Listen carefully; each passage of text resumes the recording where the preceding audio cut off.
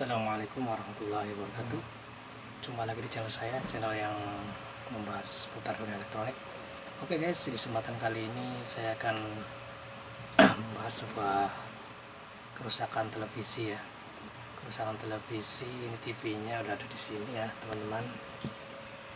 Oke, ini mesinnya ya. Ini udah saya bongkar dan udah coba saya cek-cek. Ini awal kerusakan TV jenis Polytron ini ya teman-teman. Ini modelnya model XPR ini ya, jenis XPR ini. Ini kawan, dia model XPR. Ini dari tutup cover belakangnya ya, XPR yang ada speaker di dalam sininya ya teman. Ada speakernya di dalam sini. Oke, kerusakan TV ini awalnya dari mati total ya teman.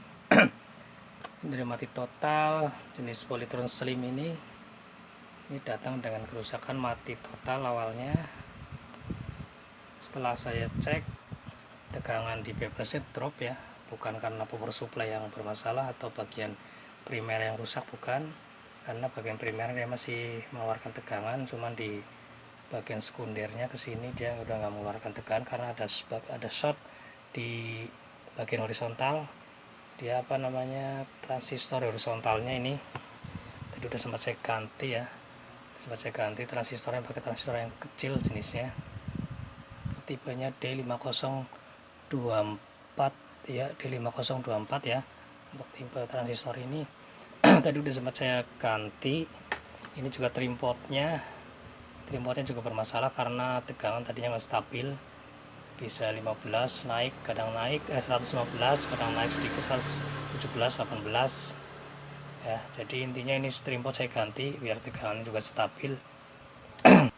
Dan setelah saya ganti transistor ini, dia tegangan mau stabil, maksudnya mau keluar dia 115 volt ya, 115 volt. Karena umumnya untuk B+ Polytron Slim ini atau TV Polytron Slim ini adalah 115 volt, bisa 113 volt juga, itu masih normal. Oke, dan TV pun mau menyala. Setelah saya ganti mau menyala, cuman ada kendala kerusakan, dia gambarnya bergaris vertikal ya, ke atas bawah. Ini awas kawan-kawan pemula jangan salah penyebutan, karena kadang-kadang ada juga yang ngomong di rusak vertikal, ternyata kerusakan maksudnya di bagian vertikal. Justru kalau jenis TV ini kalau kerusakan vertikal di atas bawah, dia kerusakan justru di bagian horizontal. Tapi kalau kerusakannya horizontal, garis horizontal maksudnya, dia berarti kerusakan di area esi vertikal ya. Itu perlu diperhatikan untuk teman-teman yang pemula. Kalau untuk yang senior pasti udah mengerti dan paham. Jadi ntar saya fokus mau di bagian horizontal ya, karena tadi ini juga ada indikasi tadi rusak ya di bagian horizontalnya, seperti transistor horizontalnya tadi rusak. Oke teman-teman, ini mau saya coba tes ya, saya tes dulu, colokan ke sini. Oke, kita coba sembari ukur tegangannya ya, apakah tegangannya dia normal, stabil setelah saya ganti trimpot dan horizontalnya ya. Kita coba tes, bismillahirrahmanirrahim, kita colok ke sini ya, lihat, perhatikan. Nah itu kedip, tandanya itu udah menyala. Kita coba tes di sini ya untuk B+ nya ya. Kita lihat tegangannya udah 116 volt, berarti udah nyala TV. Dan lihat, perhatikan di intip di sini. Nah itu dia bergaris ke atas bawah ya, ini menandakan TV ini ada kerusakan di area horizontal ya. Jadi kita mau cek di area horizontal, karena tadi ada penyebab juga dia rusak di di transistor horizontalnya. Kita cabut lagi, tahunya kalau kelamaan ntar rusak lagi horizontalnya atau transistor horizontalnya. Kita lihat secara visual dulu di mesinnya, apakah ada yang mencurigakan. Oke, lanjut. Oke teman-teman, ini udah saya balik mesinnya ya. Di sini tadi yang saya ganti ini bagian horizontal ya, di sini ada horizontal nih. Jadi transistor ini udah saya ganti, yang ini ya udah saya ganti. Kalau ini bagian esi vertikal, ini vertikal, ini untuk power supply-nya.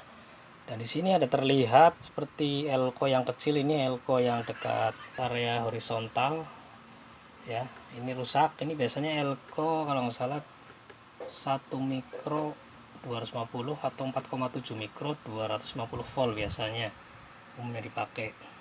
Cuman teman-teman jangan asal terus ganti ini dikira menyelesaikan masalahnya. Biasanya ini ada penyebabnya. Kalau elko ini rusak, ini ada penyebabnya yang lain. Di area horizontal pasti ada yang rusak. Ini biasanya ganti ini pun dia akan kembung lagi seperti ini, dan ntar akhirnya ujungnya dia pecah. Karena dia kalau pas posisi on dia akan panas ya. Ini aja masih panas nih, masih lumayan hangat karena tadi habis dinyalakan ya. Jadi kita cari dulu penyebab lainnya ya. Copot dulu, kita lihat dulu ini elko ukuran berapa. Oke, lanjut. Ini kode PCB nya C802 ya, untuk elko yang mengkopelkan ke kapasitor. Ini kapasitor bagian horizontal ya. Ini pakainya 2,2 mikro 250 volt ya. Ini pakainya 2,2 mikro 250 volt untuk elko nya ya kawan-kawan ya. Ini jenis elko nya seperti ini. Kita cari dulu untuk elko nya. Oke teman-teman, saya akan pakai elko yang berapa ini, yang 1 mikro 160 volt ya. Ini juga bisa, sebenarnya bisa pakai nih, bisa diletakkan di posisi yang tadi seperti itu, bisa pakai. Coba kita mau tes dulu pakai ini ya, yang 1 mikro 160 volt. Oke, lanjut. Pemasangan jangan kebalik ya, ini ada plusnya ada minusnya.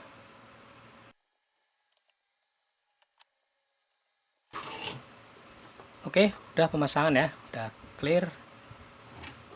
Kita juga bisa coba dulu kalau kawan-kawan penasaran setelah ganti elko ini apakah dia akan normal. Kita coba tes ya, kita coba apakah masih sama seperti yang semula. Kita coba lagi, kita tes lagi ya. Oke, bismillahirrahmanirrahim. Setelah ganti elko apakah masih sama gambarnya, kita lihat layarnya ya. Kita lihat layarnya di sini apakah masih sama. Sepertinya masih sama ya teman-teman ya, tuh ya, masih sama bergaris seperti itu ya. Jadi untuk penggantian elko yang tadi itu tidak menyelesaikan masalah, berarti ini ada masalah lain ya. Ini kalau dilanjutkan pasti ntar elko nya dia kembung lagi ya. Kita matikan dulu, kita matikan, kita cari yang lain ya, apakah ada penyebabnya yang lain, kenapa elko itu jadi kembung. Oke, kita balik dulu ya, untuk mesinnya kita balik lagi. Ini lihat, kita pegang di sini tuh, dia udah mulai anget dan panas tuh, karena dia ada penyebab lain di selain elko tersebut ya. Oke, jadi kita cari dulu yang mana yang bermasalah. Kita perhatikan yang sering terjadi itu kalau dari pengalaman yang sudah kalau elko ini rusak pasti ada kapasitor yang rusak. Kapasitor yang bermasalah, kalau enggak dia kembung meledak, bisa juga dia udah error, udah nge-short ya. Elko ini kapasitor bagian sini nih biasanya rusak ini.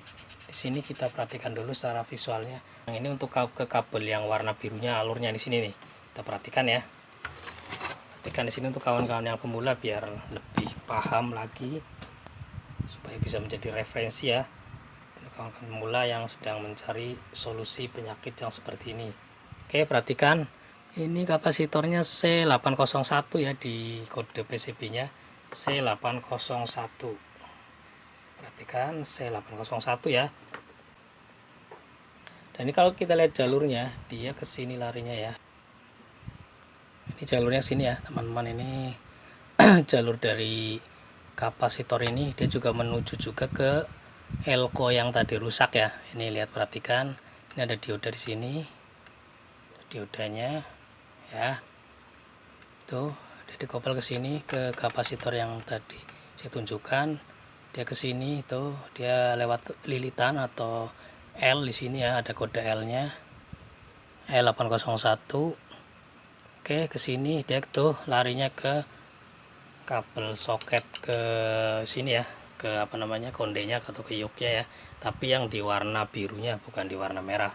Kalau warna merah kan dia ke ke transistor horizontal, langsung ke kolektornya ya sini ya. Tapi ini yang warna birunya ini lewat lilitan ya di sini. Kalau ini dia kapasitor ini rusak, otomatis ya gambar akan bergaris dan mengakibatkan elko yang tadi saya tunjukkan tadi yang 2,250 tadi kembung ya, tadi itu sempat kembung. Kita mau coba lepas dulu kapasitor ini ya, kita perhatikan secara visualnya, kita ukur. Kalau kita lihat dia kembung ataupun dia langsung bawahnya udah seperti kehitaman, udah mau pecah ya, kita langsung ganti aja ya. Oke, lanjut.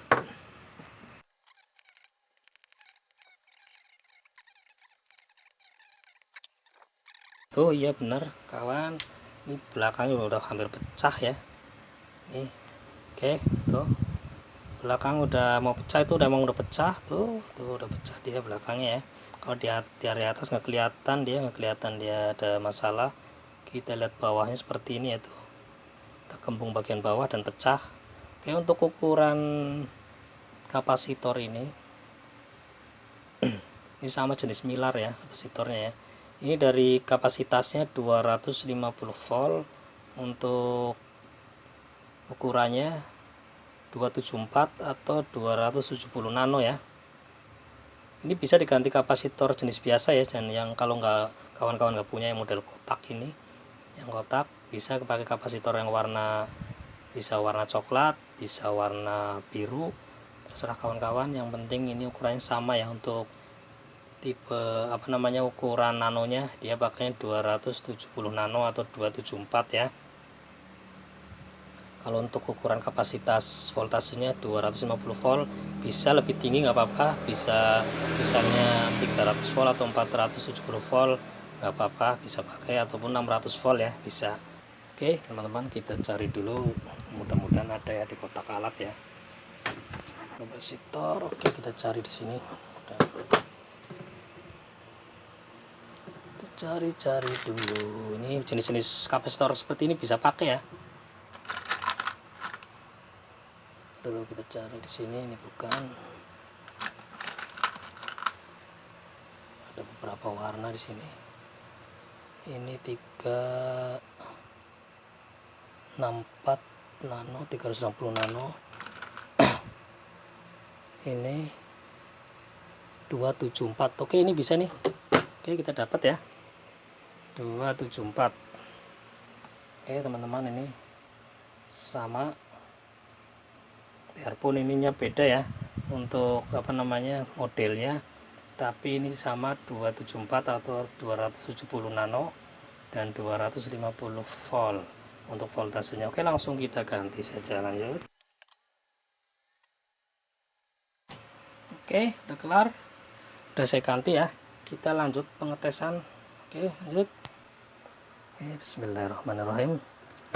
Cerot. Ini tadi yang saya ganti ini ya. Ini udah nggak saya pakai lagi karena udah kembung.